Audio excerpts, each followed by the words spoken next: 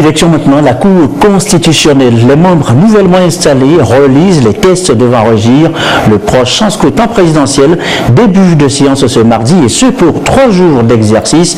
Objectif, mieux s'imprégner de ces tests pour mieux les interpréter face à d'éventuels contentieux. Et de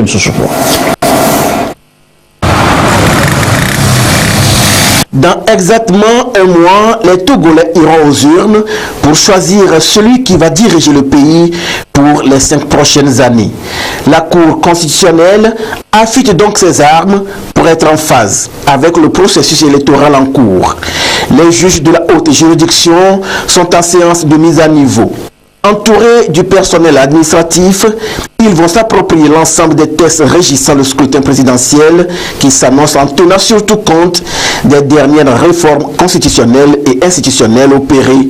Nous, en qualité de juges, nous devons avoir un point de vue commun. Nous sommes des juristes et en cette qualité, nous pourrons avoir des interprétations différentes sur un test donné. Il faudrait que nous tous, nous ayons un point de vue commun.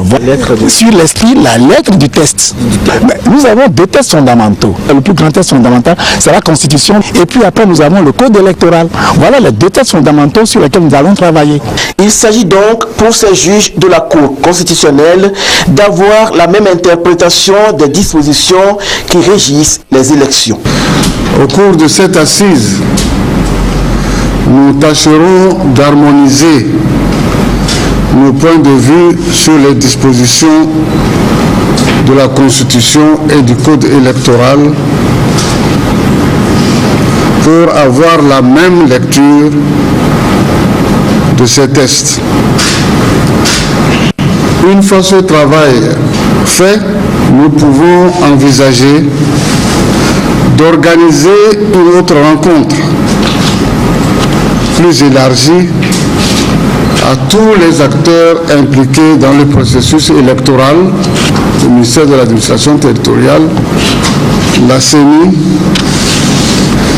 la HAC, la CNDH, les partis politiques, les représentants de la société civile, ainsi que les médias à l'occasion d'un séminaire régional avec l'appui du PNUD.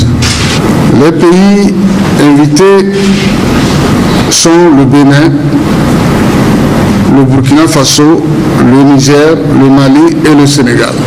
Outre la relecture de nos tests, je propose aussi que l'on revisite notre dernier memento qui indique à suffisance les différentes irrégularités ou violations susceptibles d'être relevées par les requérants à l'appui de leur recours.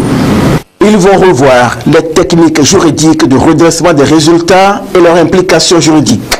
Les membres de la Cour constitutionnelle vont enfin s'accorder sur les modes de traitement des cas dont la résolution exige une appréciation souveraine de la Cour.